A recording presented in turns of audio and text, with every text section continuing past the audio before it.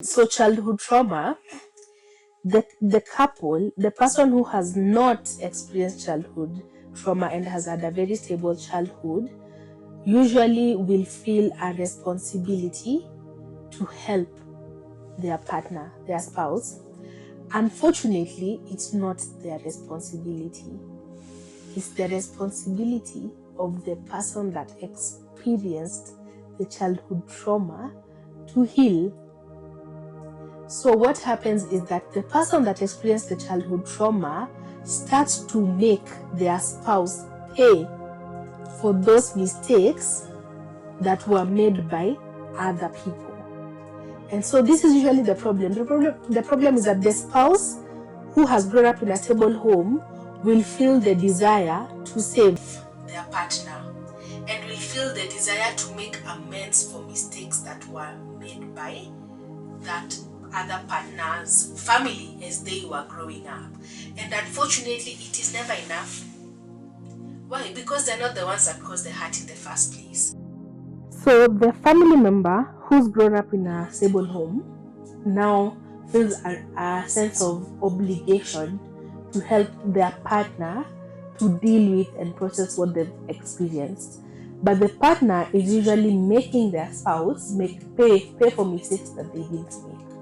So essentially what happens, or what ought to happen in an ideal setting, is that first, the person who's grown up in a home where there's experienced trauma, childhood trauma, needs to seek professional help, number one.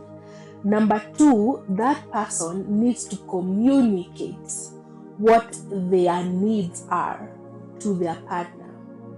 Because now they're doing the work. They're doing the work of healing from the things that they have experienced. They are reparenting, and by communicating, it is not communicating that I want you to be my daddy because my daddy was absent. No, it's communicating that I need security, and security in our relationship is this. So that then the spouse is thinking about what is the best thing for the relationship and how then they support their partner.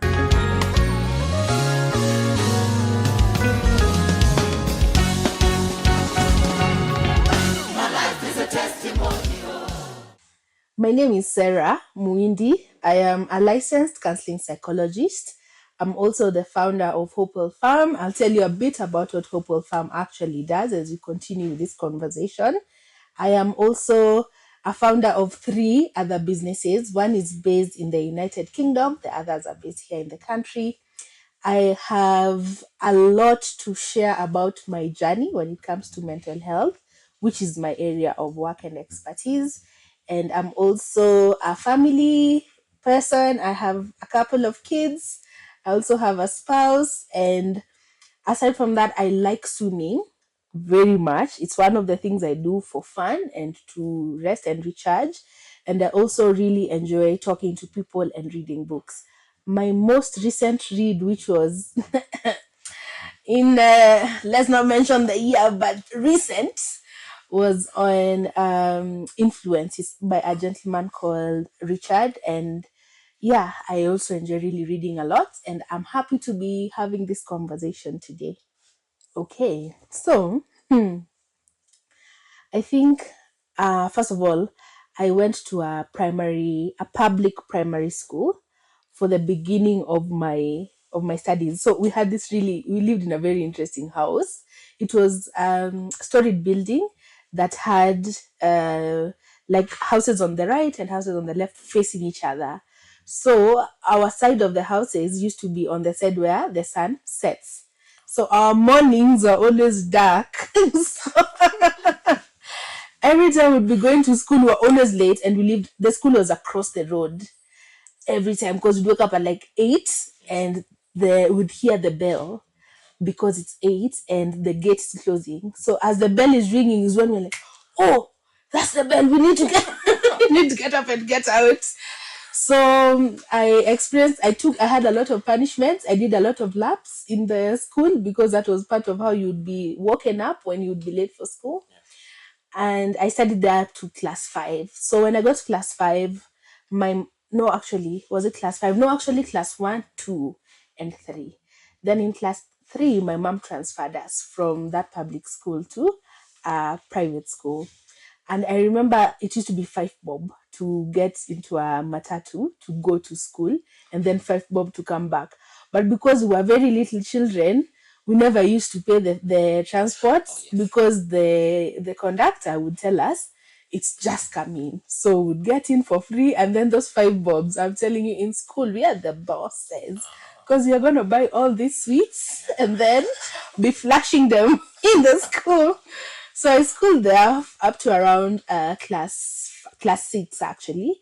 And then my mom, I got now later on to find out the conversation that she had about transferring me to a different school. So I moved from that school, it was in Kitengela, to now a private school in Kinanie, which is where now my mom lives.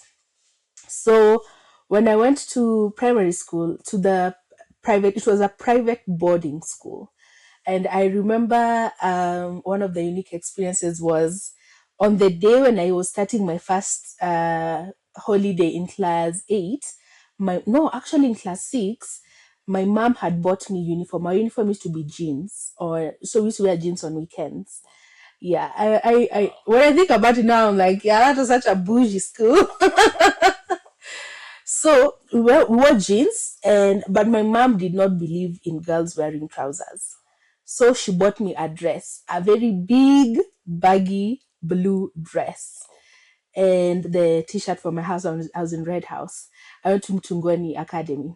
So my mom comes, introduces me to the principal, and tells the principal, the high school head teacher, I want my child to study here. We've already paid the school fees, but she's going to be wearing dresses.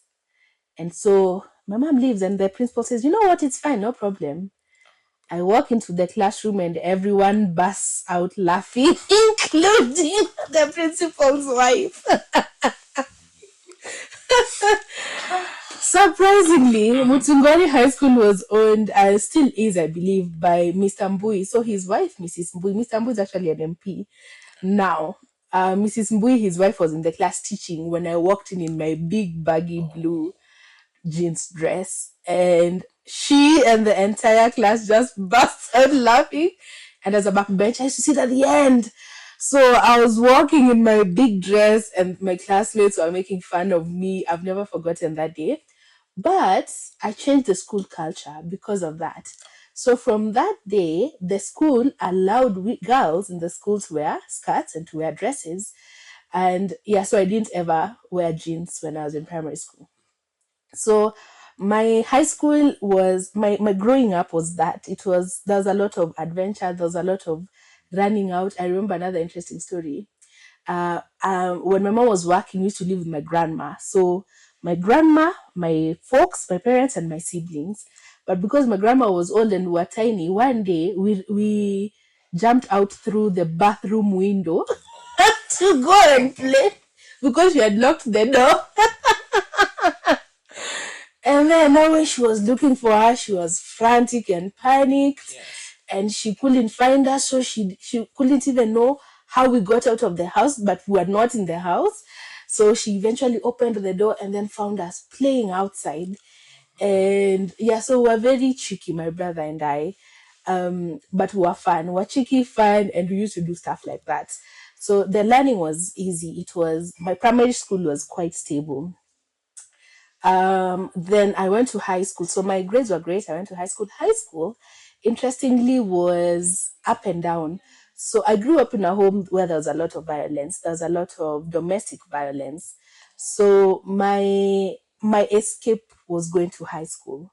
And I remember when we were choosing our high schools, I said, I want to choose a high school that's far away so that I won't be coming back here every closing term to deal with all of this. So I went to high school in Sacred Heart, Kieni Girls. I'm a very proud alumni of that school. It's in Embu, and I did very well. So I got a B, I think, to go to Kieni, and then I got an A minus out of Kieni.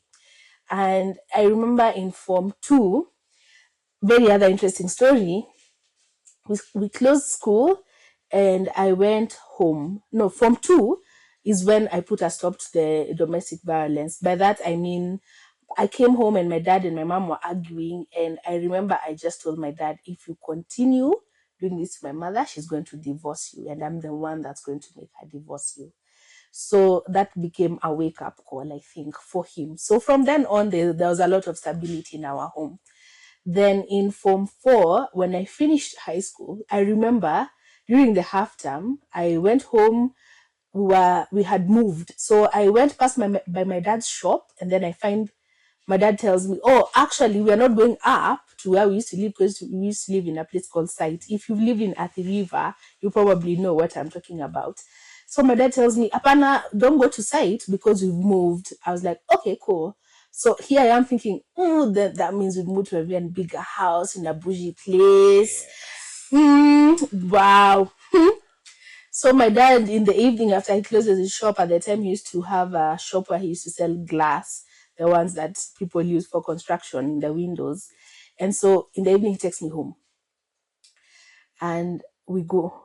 We follow the road. We go all the way to Devki. If you're in Athi River, you know the region, we get to Devki. We get the rough road headed to Kinanye, and then we get off the rough road and into a forest, literally.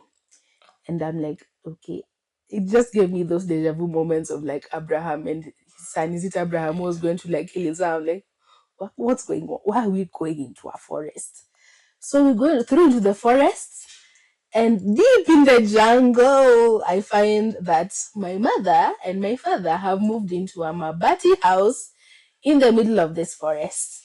I remember that day I didn't sleep in that house because we were still in between the moving. So part of our stuff was in our old house, and then part of the stuff was in this new house. Hey, I just said, what? This is where we are living? So I walked out and I went and I slept in our townhouse. And the next day my dad came and said, this is our final day in this house. We are carrying everything. We used to have a TV that had a battery. You know, those big TVs that had the back. So it had been connected to the battery. So I went there because I could watch. My dad said, this is the last day, so you have a decision to make. If you're going to stay here and live by yourself, or you're going to come and live with us. So, well, it wasn't really a choice. So I just followed him. And I went to live in the Mabati house in the middle of the forest. A lot has changed about the place now. I remember my mom telling me, because she asked, there's this day she was going to work, and I was like, where's the fire? There's no firewood, and there's no charcoal, there's no gas, there's no none of those things. And I'm like, Mom, there's no charcoal. I need money for charcoal. My mom looks up around the house and she says, look around you. All of this is firewood because all of those trees, which were thorn trees, could be firewood. So I think that changed. I had grown up in a bit of a middle class lifestyle, and then moved to like negative 1500 then in terms of like lifestyle. But it helped me. It helped me in terms of it shaped who I was. But when I was experiencing it, it was not helping or shaping who I was. So that's a little bit about how my childhood was like.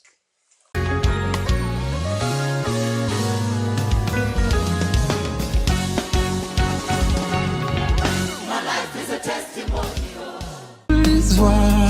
Nchini kama ndege wangani uliniwinda future pamoja mpenzi mimi na wewe nimeshaiona.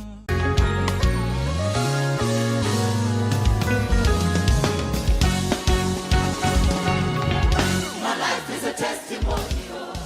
Wow. I'm just curious, what was the reason for relocating? Was it family project? It was rent. So my mom was tired of paying rent. And the thing, what is it called there? The last straw was on this day when the landlady came to ask for rent money, and my mom was washing my little brother. And then my little brother, who was naked at the time, came out to the door and started shouting at this landlady, telling her, stop harassing my mother, you can't tell my mother anything. After that, my mom said, I've had enough of this. I'm moving out of here. And she went, and she had already, I think, bought the property. What she had not done was set up the Mabati house. So she went, got a small loan, went, set up the Mabati house, and By the time we had closed school, we had moved. So it was a financial decision and pressure, just financial pressure. And so, yeah, that's why we moved then. But obviously, a lot has changed, between now and then. Yeah. I think you had a bit of a struggle psychologically dealing with a different environment. Yes. No friends. How did you handle that? Well, there really wasn't much to do except bury myself in reading storybooks. And I think I just got very good at passing time and doing house chores.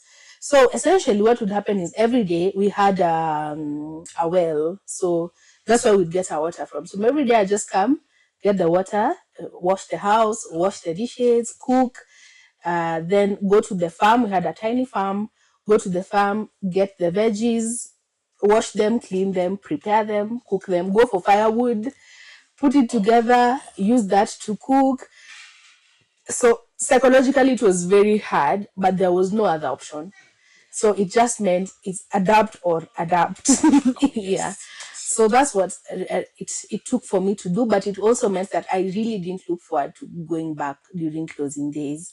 I was happy to actually stay in school because I was like, honestly, I'm not excited to go and fetch water in the well and to go and look for firewood. I wasn't excited. And I also, because I had come from like a very different lifestyle, electricity in the house, running tap water, fridge, all of those things, to no electricity because where, to no running water, to no fuel, no gas, none of all those things. So it was a very tough adjustment, and I preferred to be in school. I remember my brother, I was even better. My brother, on this day, him and his school had gone to Mombasa for a school trip. Now the thing was, at the stage where you'd take the tarmac road to the rough road to go to our home, there was a slum at the start of the stage. And then on the other end of the stage was the affluent, very wealthy, big houses. So as they come off from Mombasa and they get to this bus stop, and they drop my brother gets off the bus and starts walking in the opposite direction until the school bus disappears. So that he can then turn and start going home, because he doesn't want people to think that he lived in a slum. So we didn't live in a slum, we lived in the middle of a forest. I think that was worse. Yeah, so that was the challenge. I think mentally, us adjusting to like the lifestyle downgrade, we couldn't see the bigger vision. Now that we are adults, we see it. But then when we were kids, we were like, how can our mother and our father do this to us? Yeah, so that was tough. I think there are also families that find themselves in a scenario where they have to do such changes. Yeah. Is there something that perhaps parents might have to consider when going through such? Yes, I think number one is communication, because especially parents, yes, have a big responsibility of providing for their children. However, what is overlooked is the providing for the emotional needs. So there's usually a big focus on providing financially. Your school fees is paid, you have uniform, you're not worried about your food or where you'll sleep, but emotionally those needs are often overlooked. And part of how you take care of those emotional needs is communicating. So like, for example, in this downgrade in lifestyle, what would have helped me then, who was in Form 2, would have been communication of, hey, so this is what is changing. Financially, we are not able to meet the kind of lifestyle cost that we've had. So what are we doing? We are making changes. And so one of those changes means that we are moving houses. And we are moving houses from where we used to stay to this place. And that inclusion, communication and inclusion would have been really, really helpful in helping me then process the change, and also potentially even for parents who are going through the same, helping their children. I think the other thing that came up for me and that maybe parents should do now is teaching children about money, because those financial lessons we were learning purely through experience. Yeah, so you're learning budgeting because your mom has gone to work and there's no money. So you'll figure out what you will eat that day or you'll stay hungry. So those lessons could have easily been taught by just even storytelling or even just sitting down and communicating. I think those are the two things that are often overlooked. and assumed that it is in your it's for your good. That's why we are moving, but it's not communicated. So you interpret it differently. Yeah, you interpret it as they don't care. How can they do this to me? Don't they care about my friends? My bro never brought his friends to our home until like he finished high school. So you can imagine the impact that it had on us. For me, I didn't have friends to bring to the home. So it took me a long time, moving churches, almost another 3 or 4 years to even settle in, to bring my friends over, because it was also in the middle of like the literal forest. So I remember even motorbike guys would wonder if you want to like rob them, because of like the path to our house. It was trees this side, and then grass and some little walkway. So you're like, is this legit? So I think those two things would help parents now when you're experiencing financial change, communicating what that change will mean to your family, to all of the family members. And I think the other discrepancy that I also see usually between spouses, a husband and a wife, a husband will make downgrading financial decisions because of their financial position, but not communicate it to their spouse. So that leads to a bit of the other person then explains it their own way, and conflict sometimes arises. And for children, it's challenging. I don't want to say it's traumatizing, but it's difficult to deal with, to process. Yeah. Yeah. So you were able to transit, you went to high school, that's when your family moved, and Yeah. then you had a lot of adjustments to do. I'm sure within your high school life, there are things that shaped what you felt you should get into as a career. Perhaps you could tell us about that. Yeah, so high school was interesting for me. I loved high school, mostly because I became a prefect from Form 1 to Form 3. And so I had prefect privileges. Yes, of course, there are people who ended up hurting because I was a prefect, because power got into my head. It often does. And I'm really sorry, by the way, to you who might watch this video and your experience in high school was terrible because of me. I sincerely apologize. So for me, high school was wonderful. I loved it. My performance was good. Form 1, Form 2, Form 3, it was terrible. I failed miserably. I remember in Form 1, I used to be at like top 10, top 20. And then in Form 3, I was 99, position 99 and 148. So I was bottom 50 in Form 3. And especially because now I wasn't studying. Every weekend I was out of school. But now what happened for me that was career informing or career transforming is that first, my high school, I got to experiment. You name it, I did it. I was in basketball, I was in music, I was in science congress, math congress, I was in prefects meetings. So I got to experiment and look at the things that I liked, the things I didn't like. And I think that experimentation helped me improve my self-awareness. Because I remember we had a half term in Form 2 where I stayed in school because my mom didn't have money for fare. And I stayed with another 5 girls or so during the half term. And that actually was very career defining for me, because I used to ask myself, what's my purpose? Why am I here? Who am I? What do I want to do? Those kind of questions are very normal when you've grown up in a background like the one I did. There are people who ask themselves those questions when they're adults, and it's okay. There is no ideal time. So during this half-term break, I chatted with so many girls, the 5 of them, just finding out, why did you stay in school? What was the issue for you? How come you're here? And I gave a lot of advice to them. Then I remember when the half-term ended, I remember thinking to myself, now on Sunday evening, because Monday was the opening day. So Thursday, Friday, Saturday, Sunday, Monday opening day. So Monday students come back to school, and on Sunday evening, I'm thinking to myself, this entire weekend I've been here listening to people's problems. What do I have to show for it? Yes. And I was like, me, I want to be paid. Yes, I want to be paid to listen to people's problems. So on Monday morning, when the school reopens, I go and look for the CU patron. She was a friend of mine. And I ask her, now, what job do people do where they get paid to listen to people's problems?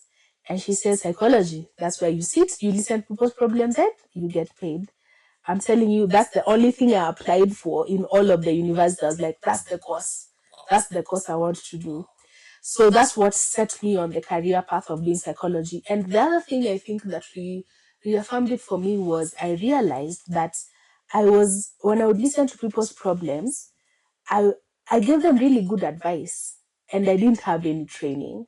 So I was like, wait, I don't have training, but I've given these people very good advice. Even they are telling me, wow, thank you so much for listening to me. I love the advice you gave me. And so even now after that, people kept asking me for advice in the school. So I was like, there's something here. Now me I have to make money from listening to these problems. So that's what set me on the path. And then I chose the same course. I was so confident I'm going to university, by the way. That was Form 2 and I was studying the course. In Form 3, even with my number 99 position in my mock, I was still like, it doesn't matter. I'll still go to university. And even if I'm not going to make it direct as a job sponsored student, I'm going to work and pay for my school fees.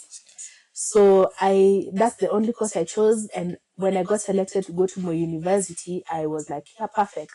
So I went to my university and did the course and did counseling psychology.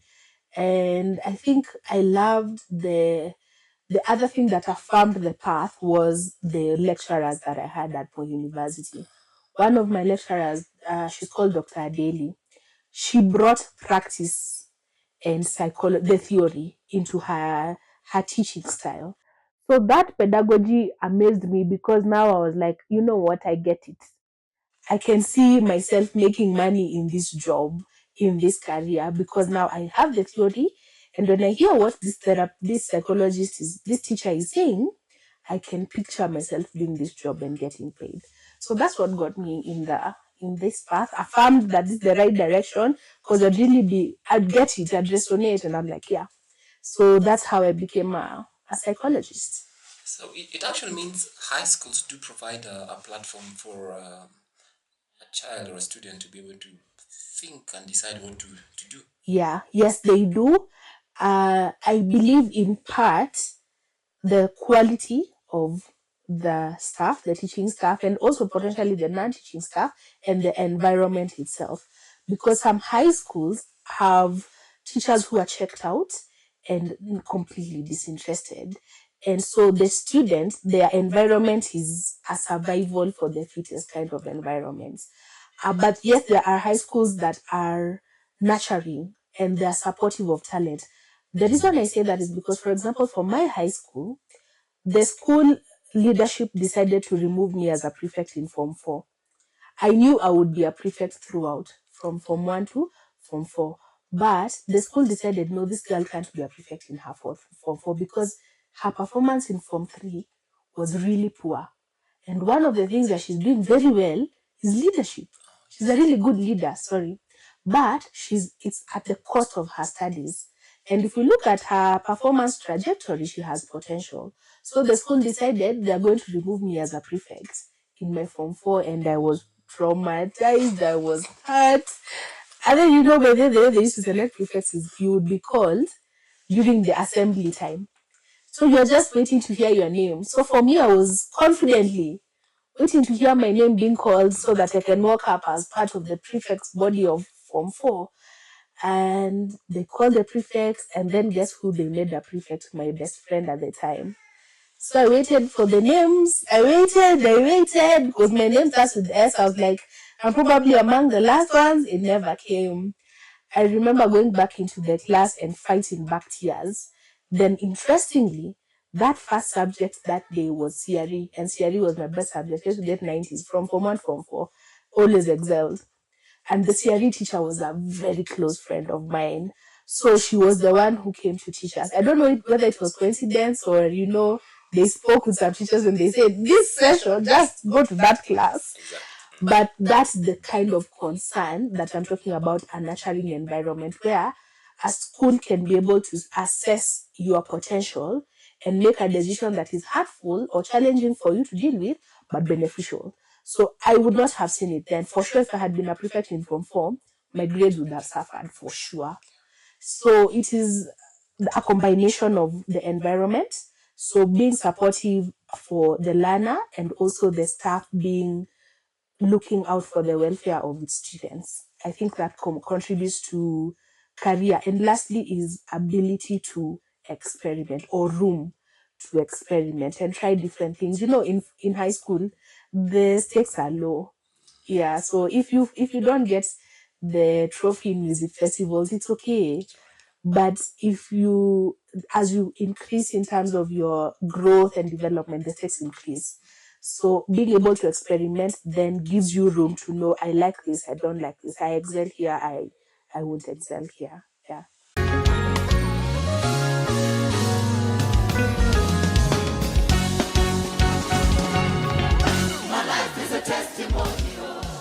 And to some good news, we convert the old VHS tapes into digital format that you can be able to watch and share. Call us on 0723 340 413.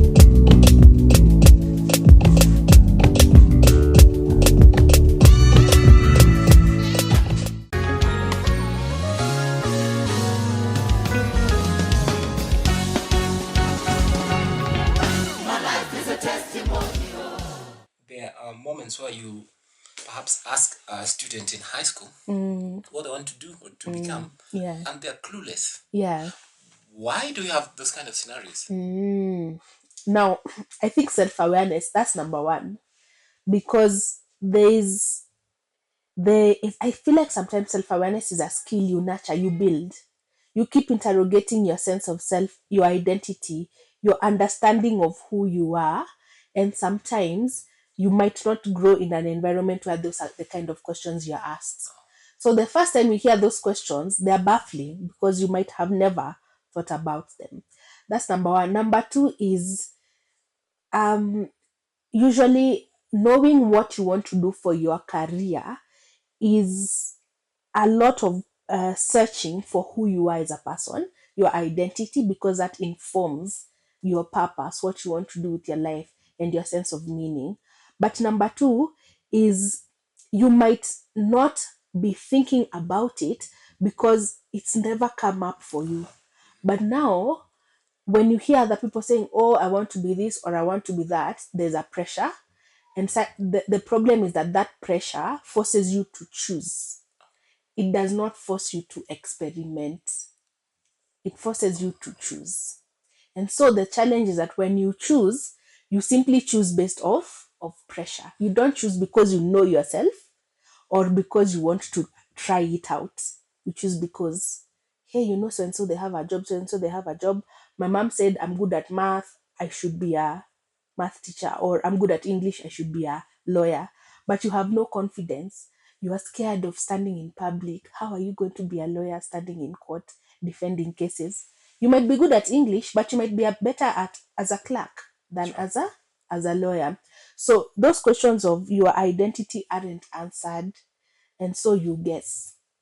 And sometimes that guessing is a costly guess, because some people end up in careers they hate and struggle to even change or even to experiment because of sunken cost. You're thinking, I've already spent so many years in this job, how can I be changing now?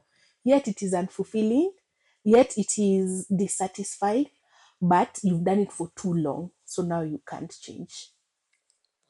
Yeah. I'm seeing a scenario where a student perhaps might not be having those privileges of. Yeah. So what would you tell a student who is watching, who hasn't really identified what they're good at and they're in that space of high school? I'd say experimentation is not a privilege. Yeah, it's a choice. It's a choice of, oh, there's a responsibility here to take up the leadership role in the class, to be the prefect. Raise your hand and say, let me try. Do it for a month. If you don't do it and you don't do it well, give it up and say, I can't continue anymore. Experiments. There's an event that's coming up that's happening in your school. Offer to help in a way. Do that. Try it. If you don't like it, it's okay. It's an experimentation.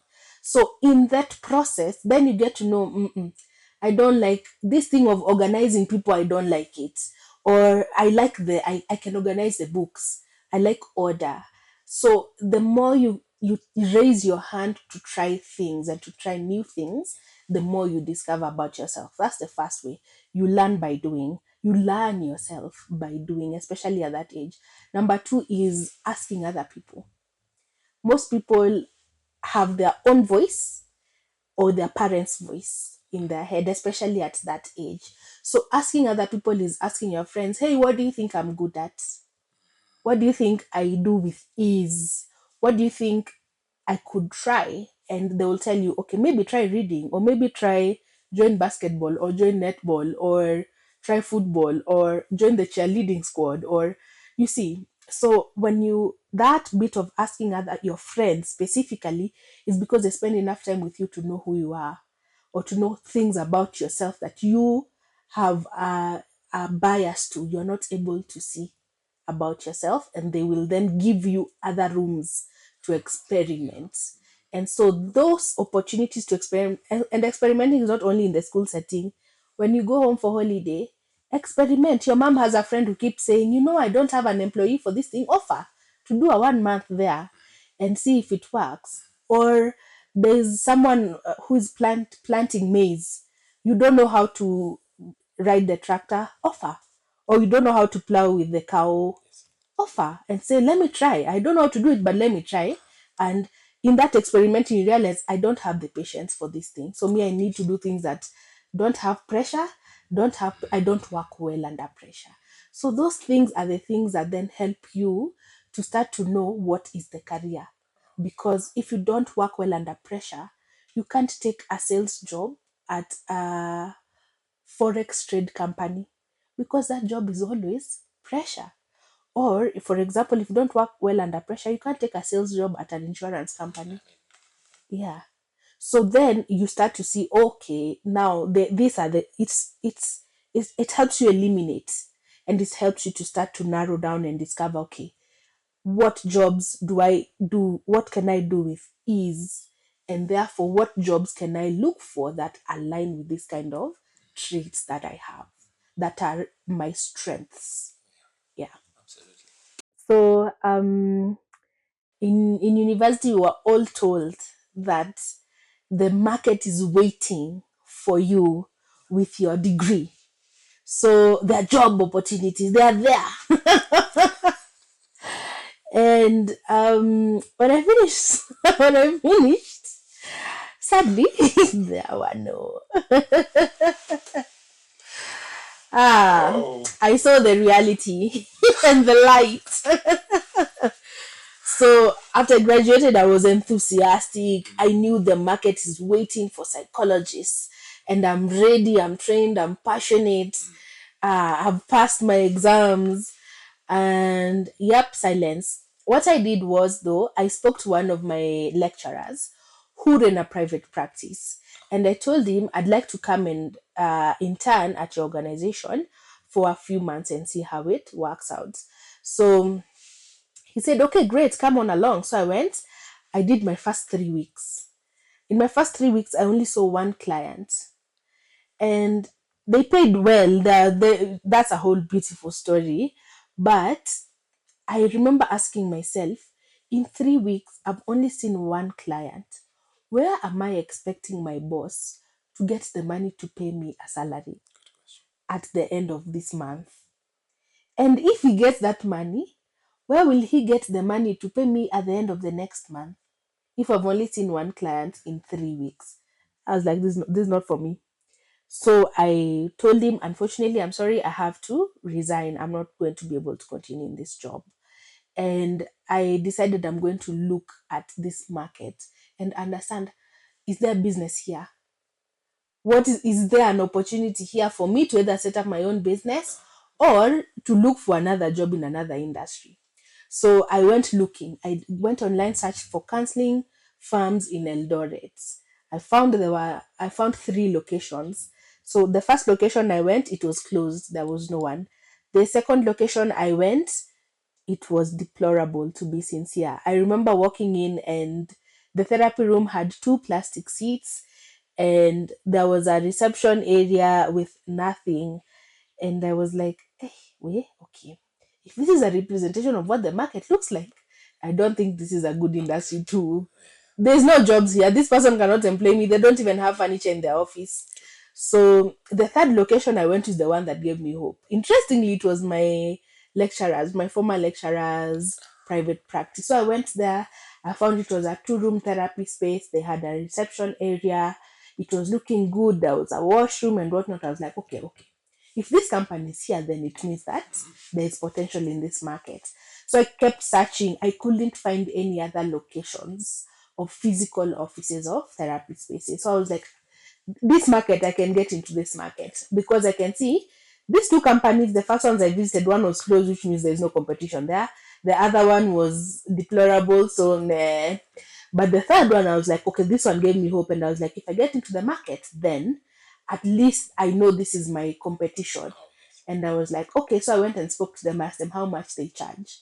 They told me they charged, I think at the time it was 1,200 per session. I told them, I think we may need to increase your rates because I want to get into the market, but I'm an individual and I don't have all of these resources, but I want to charge 3K per session. And I can't charge 3K if you guys are charging 1,200 because I'll never get clients. So, and it will benefit you guys if you increase your rates because you'll get more money for the same value of time. And they said, yeah, that's actually okay.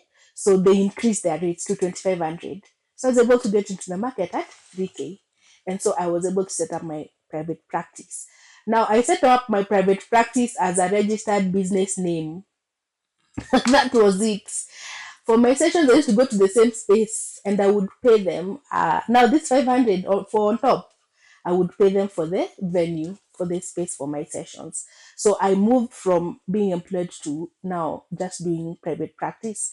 And I would look for clients now online. Digital marketing was my way of getting new clients, and then I'd have the sessions at their venue. Now the other thing I think that transformed for me during that time is that I realized I wasn't good at sales because I went to a school to pitch, to deliver my services to them, and they kept taking me around. I went this day, they told me, oh, the principal is not around, come back next week. I went back next week. Oh, the principal just left, come back next week. I went for 3 weeks. Then finally I found the principal. I gave him the proposal. He said no. He said just come back next week. It was 4 weeks later. So I figured they're saying no. It's just that it took me 4 weeks to recognize that they're saying no. And then after I had that no, and I stayed in my house for 2 weeks, I couldn't even do any more sales. I was that disappointed and defeated. So I realized I'm not good at sales. So what do I need to do? I need to learn how to sell. So I stopped the private practice business and I went and looked for a job as a salesperson in an insurance company. Say what? Because I was like, which is the hardest job? That was my thought process. Which is the hardest job to do sales in? It was insurance. So I was like, okay, that's the job I'll take because I will learn how to sell in the shortest time possible and in the hardest environment possible. So I spoke to an insurance agent, and I remember him asking me, but you're a psychologist. What do you think you're going to do in insurance? I'm telling you, you should have seen my little sales skills. I was like, listen, I'm in the people industry, which means I understand human behavior. I understand body language. I can interpret when people are saying yes and when they're saying no very quickly. So we'll not waste a lot of time telling people who don't want the services. And I remember the manager being so impressed by my passion, and he said yes. So he gave me a job to do marketing. I did for a year. Then after the year ended, I remember he was actually offering me a managerial job at the end of that year because of how good I was. And I said no because I wanted to do business. And I'd learned what I needed to learn. Because I was like, oh, this is good. So I remember asking him, what's the probation period? He told me it's this amount of time. Will I be getting paid during the probation period? He said no. I was like, no, it's not a good deal. So I was like, you know what? Thank you. I've learned what I need to learn. Let me just and I went back. I said my goodbyes in a beautiful professional way, exited the company, and went now back to business. And for sure, it has paid off. So that was the reality. It was a big reality check. But I also want to say this about psychology now, because this is a really beautiful time to be in the mental health space because it's a national and global and international conversation. And it's not just a conversation. People are aware about mental health needs. They're aware about when there's a problem, they now know how to tell.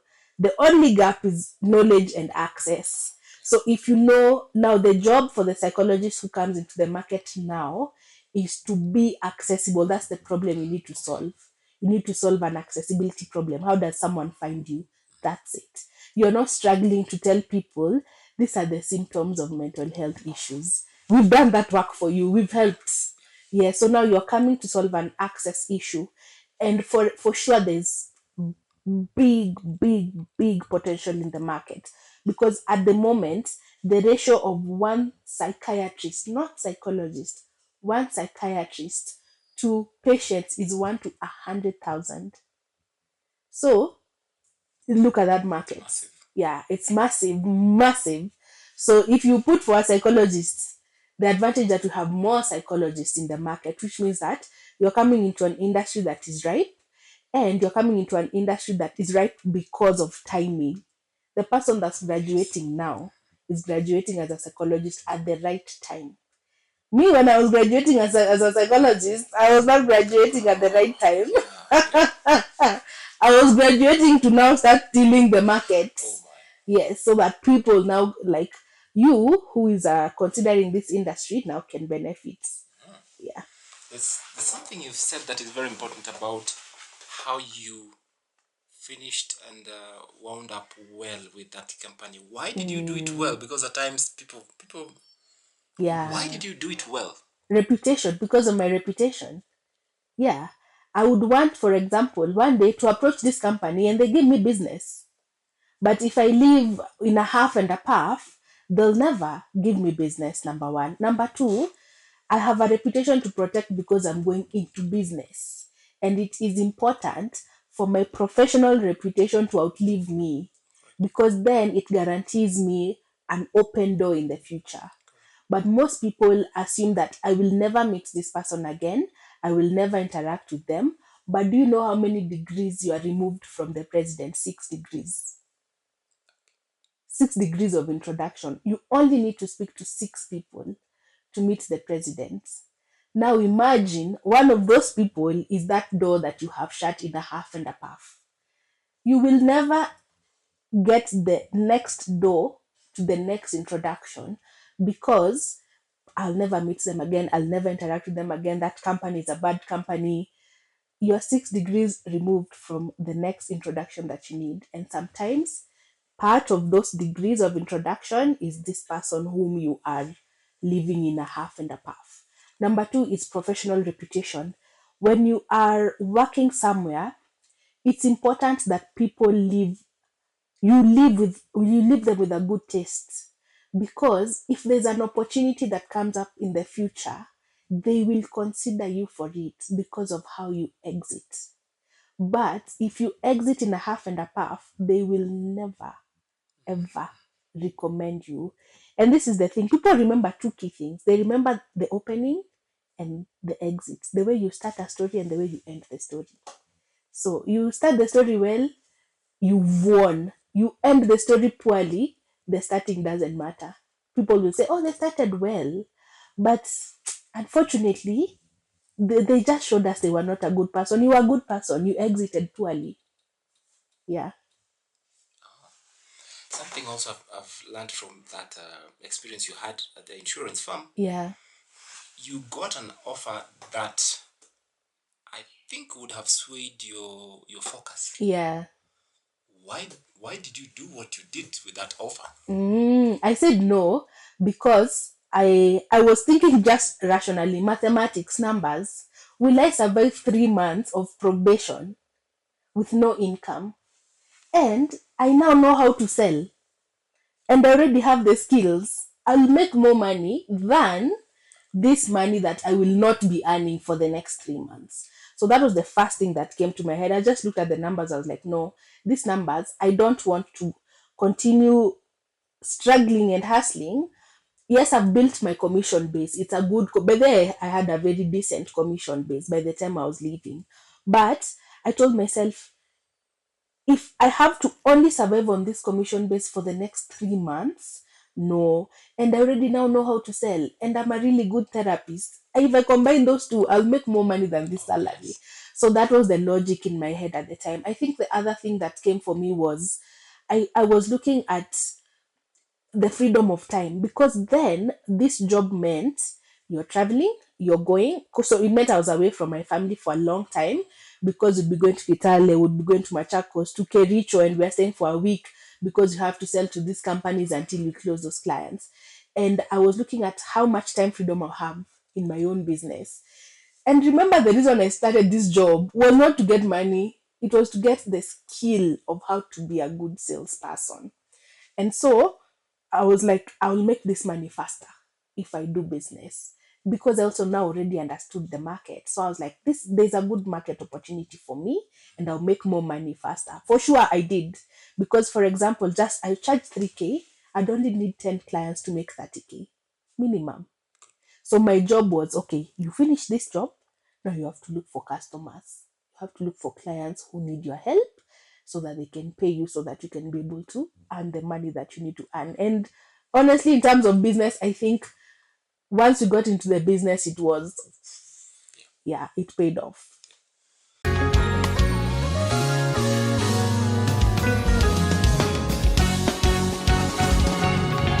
My life is a testimonial. Ulizwa nchini kama ndege wa angani, uliniwinda future pamoja, mpenzi mimi na wewe nimeshaiona.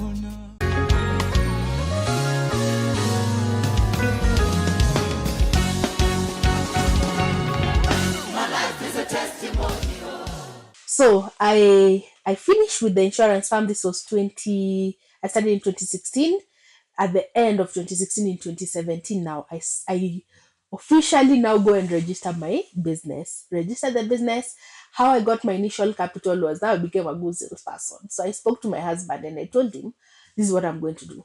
I'm going to start this business and I'm going to run it for this year from the house. But now, because we have a space next to where our house was, that is going to be my interim office. So I'm going to be using that for now. I come out of the house, I go do marketing, I look for clients, I come back. Then I go to the office, my former lecturer's office, and lease the space for my therapy sessions. So that's the first thing I did. So I set up Hopewell Firm then. And that first year, 2017, I worked from the house. So I'd come from my house, do my video content online, look for people to work with. One of the very first people I ever worked with was to MUINDI Innovation Center, to help them with counseling services for street connected youth. And I would go and deliver counseling in Sheng. It used to be so exciting. Oh, it was so exciting and refreshing to do. So I started to do the business, and that became my job, my full-time job. And I remember back then people would keep asking me, Sarah, you mean this is the only thing you do? I'm like, yeah. And for them, it would shock them that this is the only thing I do. Because you see, I'm telling you, this was at the time where the market was, we are teaching you what is mental health, as in, this is how you know what the problem is. And they're like, this is the only thing, how are you even surviving? I'm like, first of all, I sell myself like no one's business. Half of my time is sales and marketing. Half of my other time is therapy sessions and case notes. That's the only thing I used to do at the time. So 2017, I set up the company. I do it well. I start to have a consistency in client flow. End of 2017, I tell my husband, now I need you to get a loan for me, because I don't have those credits in the bank. So I tell him I need a loan. I need a loan of 250K so that I can set up my business. So he tells me, okay, that's fine. I'll get a loan for you. Gets a loan, sorts his own other personal financial things, and gives me my 250K. Who is Serah? Confidently goes, gets an office, does the down payment, and all of that. And then we start the business. We start the operations in the physical space.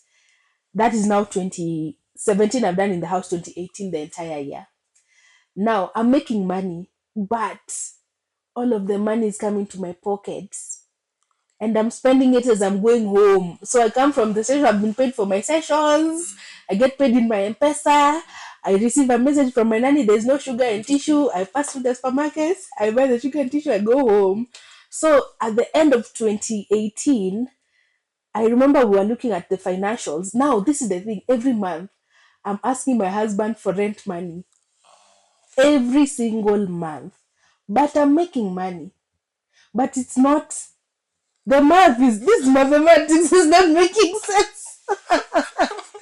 So every month I'm betting him, oh, this month I've made like 2K, so please top up for me 9K. This month I've made 8K, please top up for me 3K, like that. But I'm consistently asking for rent money. But what I didn't know at the time is that I was actually doing really well financially. I was just poor at managing finances. So I could not tell you where is the money going, because it would come into my M-Pesa and go and shop, buy steamer, do this, do that. So there is no tracking, there is no accountability, there is no progress. So at the end of 2018, I remember telling him, no, I have to shut down this office. I can't do it. We can't continue again now, 2019, again every month. You're giving me rent money. No, this finances is not making sense. Now, this is the financial transformation story. I went to the bank at the end of 2018 and I asked for my statements from the beginning of January to the end of January. Can you believe I had 4,050 shillings as transactions in that account for that entire year? A full year. 4,050 shillings. I remember looking at that statement and saying, where's all the money? As in, how is it that there is no even trace of that money in the bank? That was my wake-up call. Do you know what I did the first in 2019? I shut down the business office and I hired a finance manager. Oh, really? That became the first employee in my business. Because I was like, we have to look at these books. And the first thing we did was get that, the A4 black book. I'm telling you now, I started writing airtime 20 bob, Yes. transport 50 bob, all of everything. So now the business lessons came in.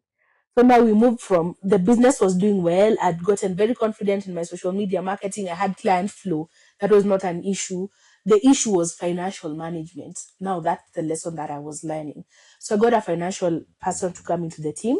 The other thing I learned now was about me. I learned that I do very well with accountability to someone else other than myself. So if it's just me, we'll be just chopping this man. We'll be chopping the money. Wow. Yeah, so 2019, big lesson on finances. I learned the lesson. I got someone on board. I remember at the end of that year, I looked at our financials. At the time, we did, I think, about 100,000. And I was like, oh, from 4,000 to 100,000. I was like, this is good. And you see now, my expenses is almost zero because the only person I'm paying is my team member and myself. Because there's no rent money. My overhead costs are almost zero. I'm only paying my team member and I'm paying my finance person, myself, now meeting my own costs. And now I later hired someone to handle our digital marketing. So the business took shape because now I was able to deliver the therapy sessions and I was generating enough money to pay myself and to pay a team. So the stability of the business came. Then 2020, COVID happened. And I remember we were talking off camera about how for us 2020 was amazing. The reason was because in 2019, the entire year we worked from home. So we were used to remote working. The entire team was used to remote working. So by the time COVID was happening, this was not a disruption for us. It was just, we just kept going. And so for us, 2020 was the business now proper now took shape. We had to get more counselors. I stopped being the only counselor on the team, so our team expanded to include now therapists and to include therapists with expertise in different areas so that we could serve an even bigger community. Our revenues increased. So essentially the business now just picked up and started to do really, really, really well. And I'm happy because it's always made me confident and proud that I stuck with this thing. Yeah. instead of saying, oh no, there's no work in counseling, business is hard, you should just get out. That's what I picked. I think one of the key lessons that I always tell people when I tell them about my business story is usually you have to find what's your unique advantage. One of my biggest unique advantages is that my spouse had the capacity to give me money at the time I needed it and to support my business to be for that year that he gave me rent almost every month. That capacity to do that was a unique advantage for me. Another unique advantage for me was my brother. He was in business and he was in technology.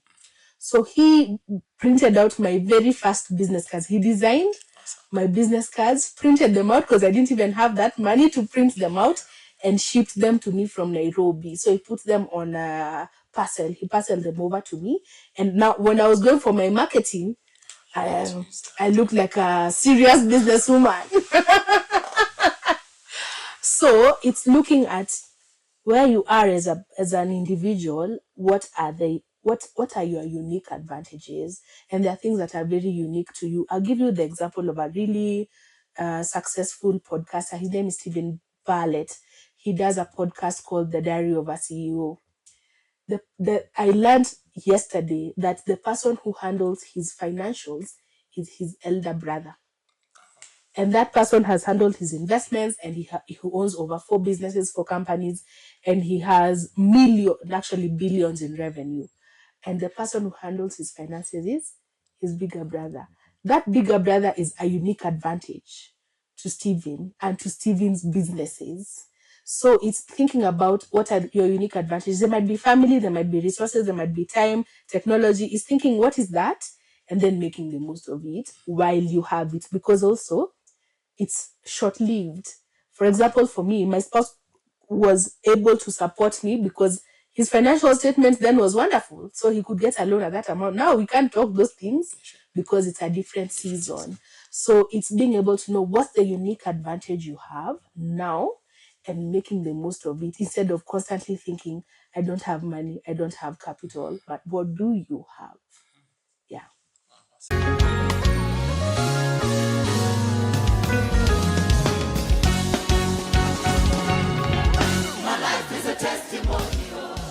Nikiulizwa nchini kama ndege wa angani, uliniwinda future pamoja, mpenzi mimi na wewe nimeshaiona.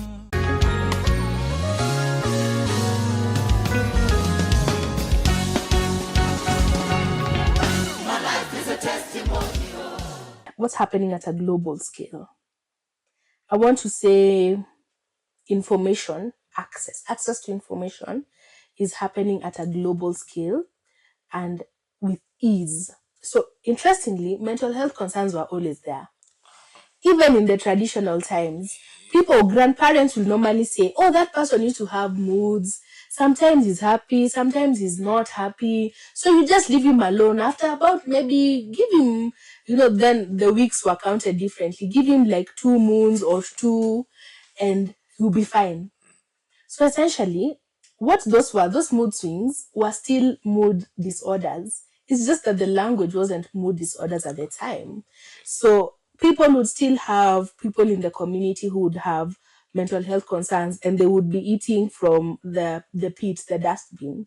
Even back then, the only difference is that how the mental health concerns were solved then and now has evolved simply because of technology, access to medication, and advancement in technology.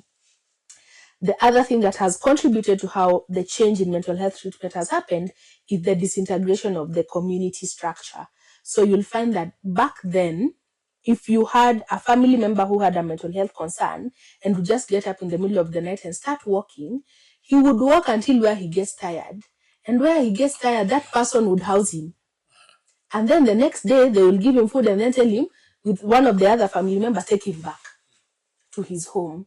But now that disintegration means that if someone leaves home today and starts walking on the street, there won't be anyone that will house him or bring him back home. That's just an example. Now, I think what's changed is the access to information and language about mental health at a global scale, number one. So people now easily are able to know and to identify mental health concerns. Now, I personally feel that developed countries are deeply struggling with adverse mental health concerns because of things like social isolation and whatnot, compared to, for example, continents like the African continent. Now, that access to information has made it easier for people to now have language to identify mental health concerns. And now the fact that there's increasing specialization in the industry, it means now you have a doctor for your physical health and you have a doctor for your mental health. It's essentially advancement. Back in the maybe in the 1800s, 1700s, the doctor who would deliver children is the same doctor who would treat the headache. He was the physician, he was the OBGYN, he was the psychiatrist, he was everything. But because of advancement in technology, advancement in specialization of science and research and knowledge access, then now you have someone who's a specialist in this specific area. So I think the knowledge has helped people to understand and identify mental health issues, and then the connectedness has normalized it. Because now when you are in Kenya and you're saying this is what it means when you have a mental health issue, and you go on TikTok, you'll see someone from China who is also saying this is what you identify when you see a mental health issue. So it normalizes it. So it becomes easy for you to say, oh, let me actually see a professional, compared to before when there wasn't as much connection for people or access to information or to knowledge.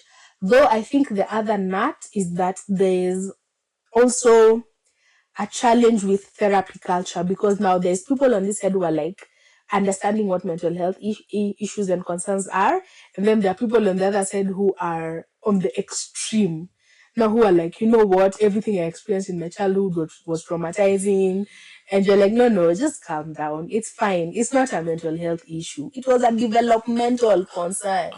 Yeah, so it's now because of access to information, there's also extremism because of the same. Yeah. One of the advantages of this era is access to knowledge and information. So most people have a knowledge of someone's baseline or even their own. By baseline, I mean the statement we normally make in Kiswahili is huyu mtu hivi ndio anakuanga. This is how this person normally is. That statement is a baseline identification. So you'll know, okay, this person always eats 3 plates of food. If it's githeri, it has to be 3 plates. Or, this person normally doesn't talk to people very much. Or this person doesn't drink at all. Or this person doesn't, or you as an individual, for example, as an individual, that generally you don't like to spend time with so many people all the time. So now what happens is, how you should know is when you start to deviate from that baseline. And you start to deviate from that baseline consistently. Consistently normally is we give you about 2 weeks, because there's the normal ups and downs of life. So you're deviating consistently for about 2 weeks. So for example, you usually eat 3 plates of githeri suddenly, or 2 weeks in, you're only eating half a plate and you're not even finishing that plate of githeri. Or you never used to go out, and then suddenly every single day you're at the club, or you are out spending time with people. Or you never used to be very chatty, and then now it's like no one can get you to shut up or to keep quiet. So you, as an individual, that's what you reflect on. Reflect on, what do I usually know as my norm? And am I deviating from my norm? And am I deviating consistently from my norm? And that's the same thing I always tell even anyone else when you're looking at someone else. Is this their norm or no?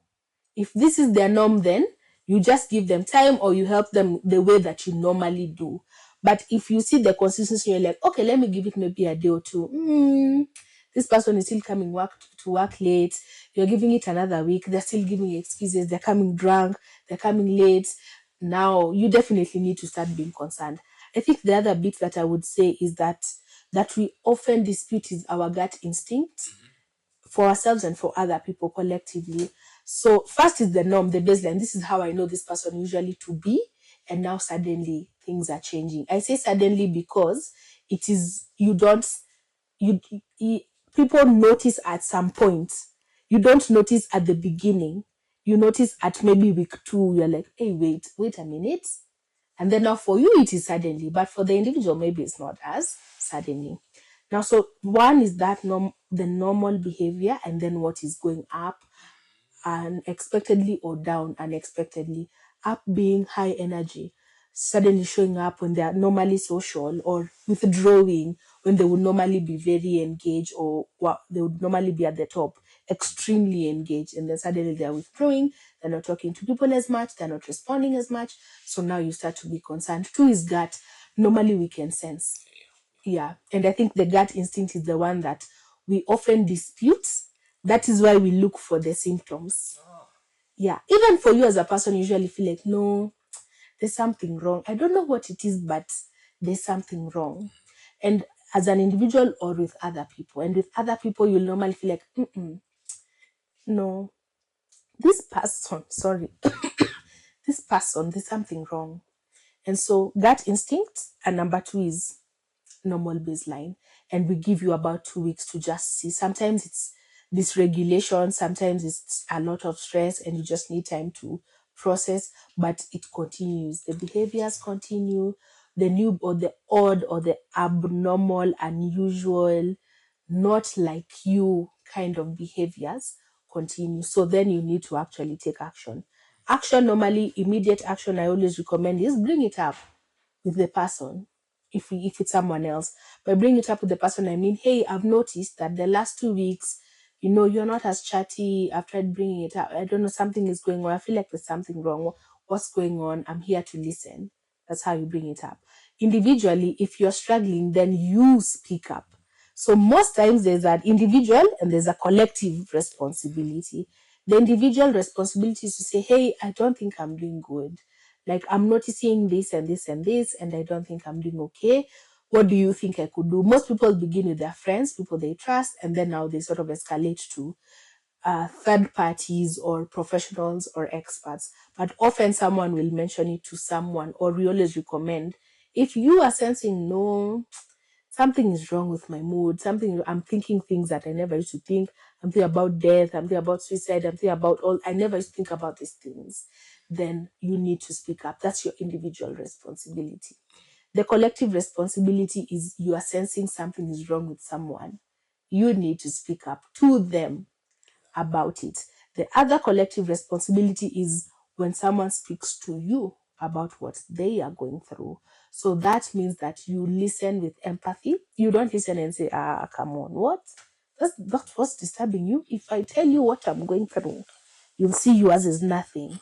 No. So you listen with empathy, and then you signpost for help if you're getting overwhelmed. So signposting means redirect someone to an expert, redirect someone to a psychologist, redirect someone to someone that you think will be able to help. But often what happens is we don't take our individual responsibility, and we want other people to notice and do something about it.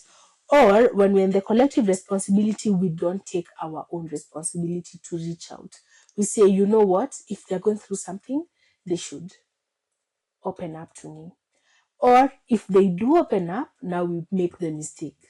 We don't listen with empathy. We listen and we judge, or we listen and we minimize, or we listen and we rub rubbish off. So someone reclines, they go back into themselves, and they realize it's hopeless. But actually it wasn't. We just weren't cognizant of our collective responsibility. We are hearing cases where things are happening perhaps in families. Things that are leading to deaths. Yeah. Totally unnecessary. Yeah. What's your take? Okay. So a couple of things are happening in family. First is that there is a disintegration of family values, because before, or a couple of years ago, the family unit was revered. It was you aspired to. People really, they look at a couple and say, I really admire that family. I want my family to be like that family. So there's a disintegration of that because family values are disintegrating because people are becoming more open about the struggles that they are facing in their families. And therefore, that pedestal family unit is no longer attractive. And so people are also now becoming very individualistic, even within the family setting. So the mom will say, I can't live in such a situation. The dad will say, I can't live in such a situation. And nobody is saying what is the best thing for our relationship. Everyone is thinking about themselves. So the family values have started to disintegrate, which therefore then means that the sense of safety that was found in a family unit is missing. So it means that a child is unable to open up to their parent because the parent is thinking about themselves. Sometimes they are so out of tune that they don't even recognize that their children are struggling. So that's one of the things that's the result of it. Now, the second thing that happens is that the units, the couple, are not able to support each other because everyone is thinking about themselves. And so, because of that, there's no safety in the relationship. And because there's no safety in the relationship, the value of the relationship starts to get lost. And so, the individual thinks, there's nothing here. Why am I staying in this relationship? I might as well leave. So, you'll find that internal regression, individualism, and regression into self and pursuit of what you as a person, as an individual want, starts to cloud what is the best thing for the family, the best thing for their family members. And so you'll find that someone is in the house, they'll die by suicide in the same house, and the family members will say, but we never noticed anything, but we didn't know. Why didn't they come and tell us? Because there was no safety. There was no space for someone to say, I'm not doing okay, and people listen. Yeah. It's you're saying, I'm not doing okay, but how much money have I spent on school fees for you to go and study abroad? Yeah. So why would you say that you're not okay? Because you know that is going to be the answer. Yeah. So it contributes to that disintegration, and it contributes to now people being in a family unit, but essentially not having or finding the values that are expected in the family unit. And so people struggle to just take care of themselves. Then the other bit about what happens in families is that, and even outside of families, is that people hurt and sometimes harm themselves because of emotional pain. And that emotional pain is sometimes caused by the family unit. So let me give you an example. A child finds out that the parents are having an affair. Emotional pain for the child. The partners find out what is happening with one another. Emotional pain. So that hurt is continues to be unprocessed. And so more things keep coming. You're not doing well. How can you be doing this? You're not supporting me. You're not doing this. You're not showing up. So they keep adding up onto that emotional hurt. So it keeps growing and growing, and up to a point where the person feels like, I can't bear it. This is too much. And so it leads to someone either self-harming or harming others. Yeah. I've come across scenarios where, in a setting of a couple, one is said to have undergone traumatic experience in their childhood. They met, it didn't show up, it didn't look like it would be anything to be of concern. Yeah. Then along the way, some things happen to trigger the past. What would you advise that kind of a couple? I'd say, so childhood trauma, the couple, the person who has not experienced childhood trauma and has had a very stable childhood, usually will feel a responsibility to help their partner, their spouse. Unfortunately, it's not their responsibility. It's the responsibility of the person that experienced the childhood trauma to heal. So what happens is that the person that experienced the childhood trauma starts to make their spouse pay for those mistakes that were made by other people. And so this is usually the problem. The problem is that the spouse who has grown up in a stable home will feel the desire to save their partner and will feel the desire to make amends for mistakes that were made by that other partner's family as they were growing up. And unfortunately, it is never enough. Why? Because they're not the ones that caused the hurt in the first place. So the family member who's grown up in a stable home now feels a sense of obligation to help their partner to deal with and process what they've experienced. But the partner is usually making their spouse pay for mistakes that they didn't make. So essentially what happens, or what ought to happen in an ideal setting, is that first, the person who's grown up in a home where there's experienced trauma, childhood trauma, needs to seek professional help, number one. Number two, that person needs to communicate what their needs are to their partner. Because now they're doing the work. They're doing the work of healing from the things that they have experienced. They are reparenting. And by communicating, it is not communicating that I want you to be my daddy because my daddy was absent. No, it's communicating that I need security. And security in our relationship is this. So that then the spouse is thinking about what is the best thing for the relationship and how then they support their partner. Now, the posture of response for the partner who's grown up in a steady home, first is to confront and call out the behavior by their partner, by their spouse, that is the punishing. So that they can say, unfortunately, I'm sorry, this is not something that I have actually done to hurt you. And so this is how you are making me feel because of what you're saying or because of what you're doing. So that the person is able to recognize and point out, this is for you to deal with. I'm here to support you as you deal with it. Yes. So that's the bit that normally gets me. So the one partner will keep jumping hoops, somersaulting, trying everything because they're doing the things that are enabling this behavior. And unfortunately, the other party perceives it as help, but feels resentful because this person is not the one that has hurt them.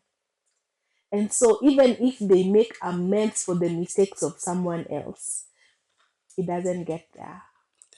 Yeah. So what is helpful is for the person to actually seek therapy, and number two, for the person to communicate the things they've experienced and the way they've impacted them.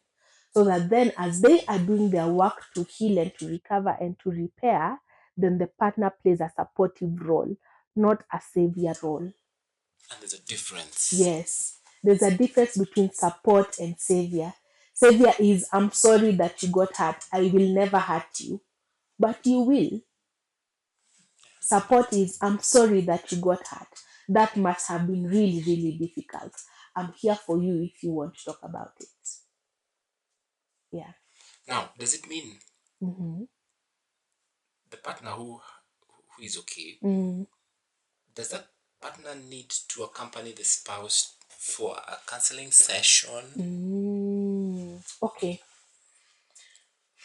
I would say what may be helpful for the partner who does not need that has had a stable family or home is to receive context, to understand where their partner is coming from and how best they can support them.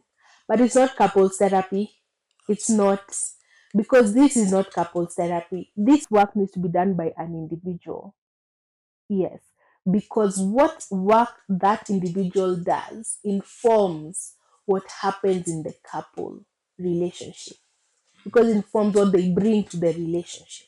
So couples therapy is man, woman, what's the unit? That then is what gets handled in couples therapy. So the man may attend the session for context, be able to understand. but may not need to, because the spouse, hopefully, ideally, is able to gain the communication skills to give their partner context. Yeah. Now, I think it's important for our viewers to be able to know now when I'm reaching out to a counselor, what should I expect? Because we know what to expect when you go to the clinic. We know what to expect when we're going for a ratio. We know, so this part is still a bit foreign to some people. So kindly just break it down for us so that we able to know what should we expect when we come to meet you. Okay, so first of all, expect to spend money. Yes, why? Because your therapists, if they've trained and they're licensed and accredited to practice, have put in time to gain the skills and the training knowledge that they have to be able to help you. So that's number one. Expectation in terms of that. Now, what you expect from the actual therapy session is usually it will take about 45 minutes upwards to 2 hours, especially for a session one. Most times after that, the session sort of comes a bit down to about a middle ground of an hour. You probably take 45 to an hour, but session one will probably usually take much longer. Now, what you expect from the session is that your therapist, first of all, will explain who they are in terms of their credentials so that it helps you to know if they can help you with what you're looking for help with. It's like the same when you go to a doctor and you are speaking to a specialist. You speak to a dermatologist because you have a problem with your hair or with your skin. If it's an OBGYN, it's the same thing. You go for reproductive health. So for mental health, you are asking for their qualifications. What's your training background? What concerns do you work with? And what approaches do you use? The reason you ask for concerns is because you will know if they can actually help you. If a therapist says that they handle all of the concerns, I'd say maybe with time you might require a referral to someone who's specialized, depending on what your needs are. However, even when therapists are trained to handle almost all of the concerns, there's areas of specialization, either because of training or because of experience or because of expertise. You've gotten good at it. And so you'll usually, most therapists will niche into specific areas over time. So you expect to hear about what their qualifications are and the approach that they use in therapy. The approach is the style they use in therapy. Some therapists will usually they'll use different theories, they'll use different techniques to help you. Others will use only one technique. So, for example, there's a therapist who will normally tell you they use a technique called cognitive behavioral therapy. So they essentially just handle what are your thoughts? What did you think? What did you do? And that is the only approach that they use. What did you think? How did you feel? And what did you do? That's it. There are others who will use other techniques. So, for example, there's someone who will say, what did you think? How did you feel? And how are you feeling now? So that is a therapist who will usually use a specific technique that handles where you are today. There are therapists who will explore what has happened in your childhood. There are others who will solve problems with you. There are others who will ask you questions to solve your own problems. So those techniques will usually vary. That helps you to know what works better for you. Because there are people who come into therapy and they just want a solution. They're like, this is my problem. What do I do? Tell me. Full stop. There are others who come, this is my problem. What do I do? Ask me some questions. I'll find my answer as I'm answering you. So it helps you to know now what best techniques work for you and that you prefer. Also, it helps the therapist to know as well as they're explaining what their competencies are to you. Now, number three is, and most people struggle here, is that expect to do a lot of mental and emotional work and to be vulnerable. What that means is you can go into a session and say, I'm just stressed, and keep quiet. And your therapist will ask you very many leading questions. What's stressing you? How long has it been stressing you for? What have you done about it? The same way when you go to a doctor, you give them history. You tell them, I've been sick, I've been having a stomach ache, it started last week, I've taken Panadol, it hasn't worked, that's why I'm here. Some people now, you give that history and that vulnerability. The bit of emotional and psychological work is hard for people to do because most people expect that you go and see a therapist, they tell you what to do, problem solved. But this is the honest truth. If you have dealt with a problem that started when you were 5 years old until now you are 30 years old, to unlearn what you have learned in those 30 years will not take one session. It takes time. It takes, it's like a thread that has been sewn over time, over and over and over and over. And now there's an expectation to undo that thread and then roll it nicely in a specific format that you as an individual can be able to retrace on your own. So that's usually one of the biggest challenges when clients come to therapy is that they expect an answer immediate and no emotional distress because they're here because they're experiencing emotional distress. So when you're unearthing things that you've experienced for long, you will be sad. You'll come to therapy and leave angry. But you're expecting to come to therapy and leave like you just got washed with nice water and now you feel fresh. Yeah. But yes, you get there, but you get there slowly. You don't get there immediately. So there's that. Also, time. There's an expectation about how long it should take to be able to handle certain concerns. So the client usually is expecting the shortest time possible. Emmanuel, I expect Piriton, and by tomorrow I should be feeling good. So the same case is usually an expectation when clients come to therapy. So what I recommend you to expect to take time to do the work. And taking time to do the work means you'll be given assignments. That's the other thing to expect. You'll go into a therapy session, your therapist will tell you when you go home, reflect on these things. And you're like, now me, I've paid you to listen to me, and then now you're telling me to go and think by myself. This does not make sense to me. Why? Now, then you come into the session, you have done no reflection. So now we have to take our session to do the reflection before now we can handle what comes from that reflection. So there's a need to know that therapy takes time because of that. It takes time because even you as a person, there are things you're not even comfortable to process or to deal with. So giving yourself the room to get there, to get comfortable to say, oh, actually, I was sexually assaulted when I was a child. That's not the first thing that will come out of your mouth in our first session. You'll just come and say, I'm stressed. Yeah. But what we will be dealing with is this is like the tip of something very deep that has maybe been there for a while. So expect that therapy sessions will take time. Expect that results from being in therapy will take time.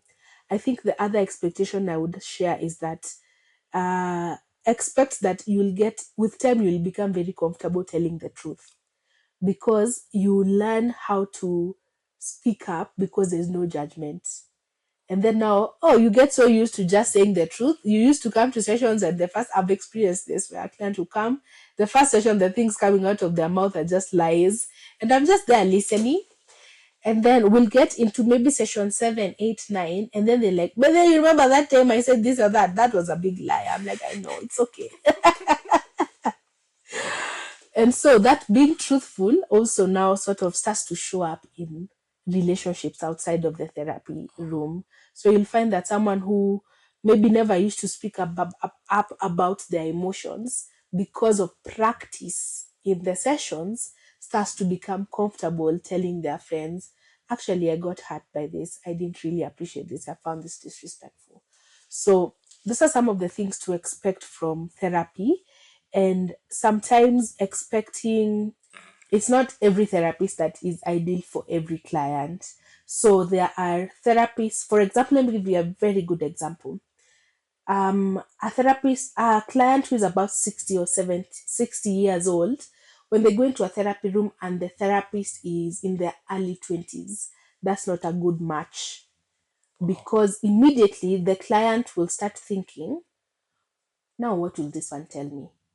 That becomes problem number one. So even before you can build trust to open up, the therapist who's 20 years old has to prove their competence to their client before the client can now establish trust to open up. So that's an example of fit.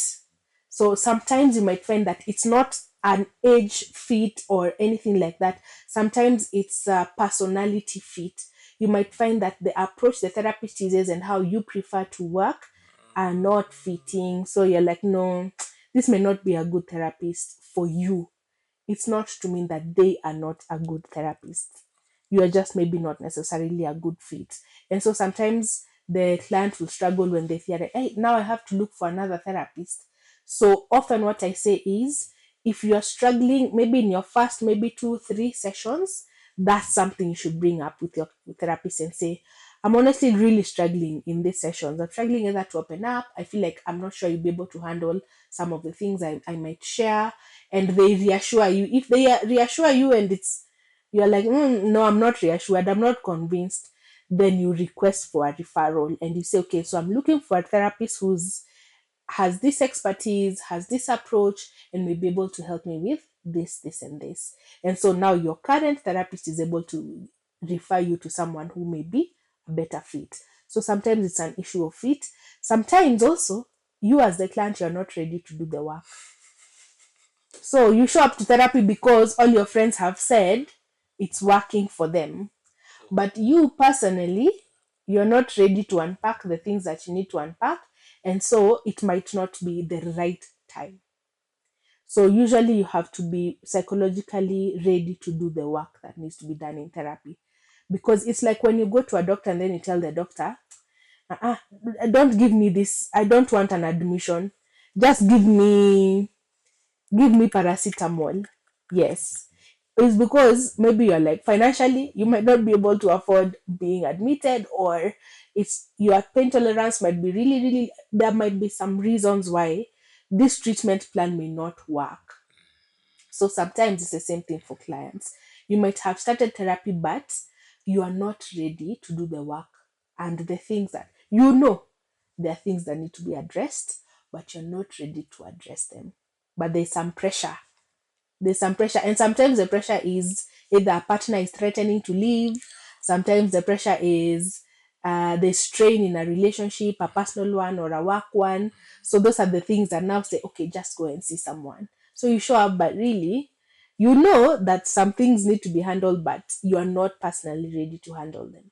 So sometimes it might mean that you need to take a bit of time. Other times, if you're comfortable, you may handle other things day to day that is coming up. How was your week? How are you handling stress at work before you get to the issues that you know may need to be addressed in therapy? What would be your parting shot to our viewers on matters of mental health and the importance of connecting to this service? I'd say first is there's an individual responsibility. The same way you brush your teeth, you're the one responsible for brushing your own teeth and taking care of your physical health. It's your responsibility to also take care of your mental health. And that is the first step, because you take ownership of your own well being and you are actively involved in doing something to safeguard your well being. So that's the first thing I'd say. My second parting shot is that therapy is not simply because you're struggling or you're struggling with certain things about yourself or your past or your present. Therapy is something you also do to take care of yourself. The way you see a dentist to just make sure, I'm just doing a check-in to just know that, my teeth are fine, they're progressing well. You also can go to therapy to do that, to check on how you are doing mentally in terms of your mental health. Yes. So it's not, don't just wait for the crisis and don't just wait for when the problems are happening. Just go for a check-in and say, I'm actually here to just do a mental health check. Usually your therapist will have a set of questions that assess a couple of the areas in your life that helps you to do a quick check of you're doing great or you need to handle this, either at a personal level or at a professional level, you need to see an expert. Then my last parting shot is that the conversation about mental health is not going anywhere. It's actually something that is here to stay. And so it's not something that you will bury in your head in the sand for long, ignoring. It will catch up with you eventually. It will, because I know that even just from working with people who are in their 50s and 60s, and they're like, you know what, I need to take better care of my mental health because I'm struggling. I'm feeling like I'm giving up on life. I'm feeling despair, and I'm wondering where this is coming from. Where this is coming from, because I've always been all of these things. So taking care of your mental health is a lifestyle, the same way you take care of your physical health. So make it a lifestyle of being cognizant of and in touch and in tune with how do you feel, what's going on in your thoughts, and what are you doing about those things, so that you're consistently healthy. And you know what? When you have a healthy mind, everything is achievable. Everything. But when you're battling with your own mind, even the small things like making the bed becomes an impossible task.